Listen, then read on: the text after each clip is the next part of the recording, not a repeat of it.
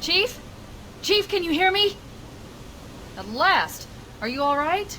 Can you move? Yeah, there's the impact. There's nothing we can do.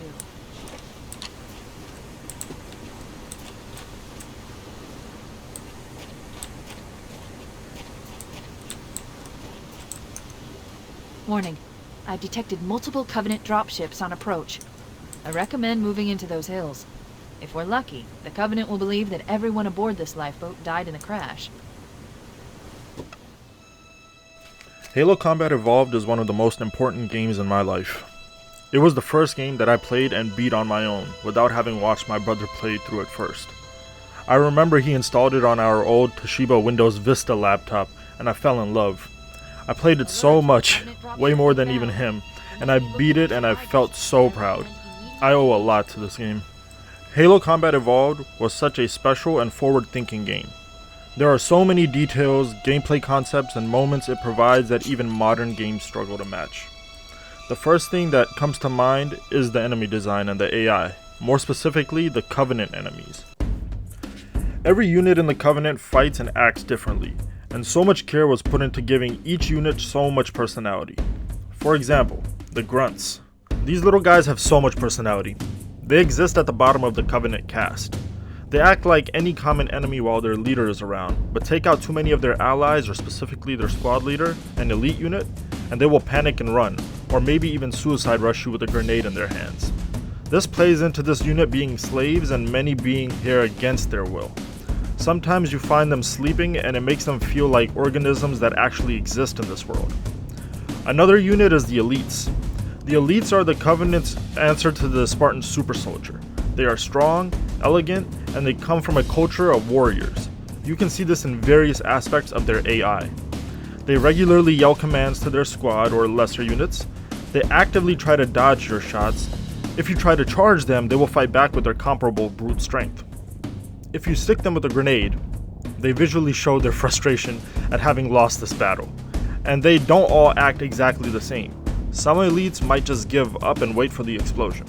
Some might run away to save their allies. Others might charge you to try to take you with them. Melee elites will also try to stay out of sight unless they are within range, which is unique to just them. Each of these units has so much depth and love put into their designs. I could make an equivalent portion for every Covenant unit in Halo Combat Evolved, and many in future Halo installments as well. They truly are some of the best enemies in gaming. Another aspect of Halo CE I really love is the physics. Physics simulations were primitive at this time, but Halo displayed some truly ahead of its time physics, like how your bullets bounced off jackal shields or hunters.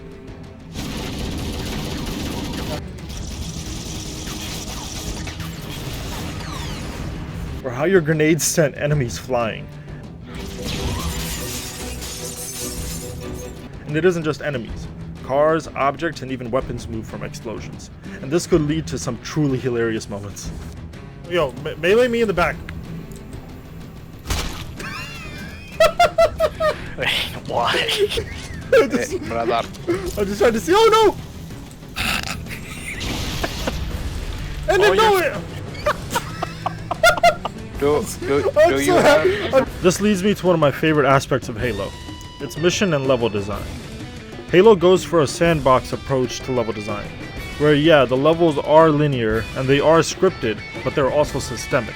The game takes various systems like enemy and allies AI and physics and sets up a stage, and then the player can do whatever they want with the pieces in that stage.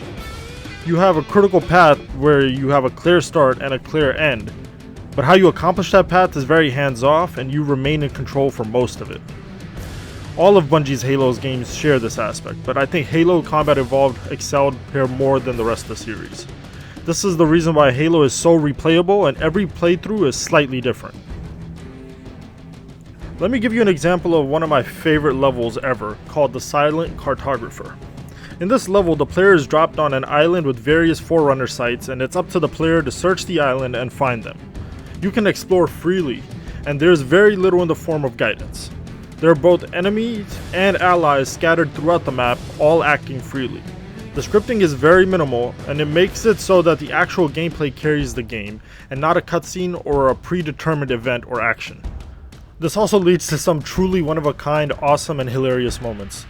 Like this time where there was an elite who tried to get into cover but accidentally fell off a cliff. Make it quick. Did he walk off? He did!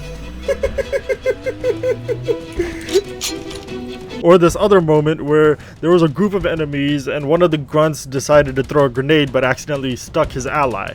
Then his ally freaked out and started running and ended up getting his captain caught in the blast. And then the original grunt who had thrown the grenade to begin with starts panicking because now all of his allies are dead.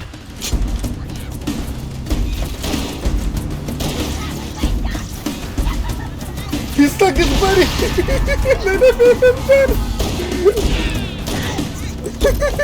Oh no, oh no, oh no. Not many shooters do systemic design as well as Halo did it, and this was back in 2001. It was so ahead of its time. It's truly one of my favorite aspects of Halo, and it keeps me playing these games over and over again.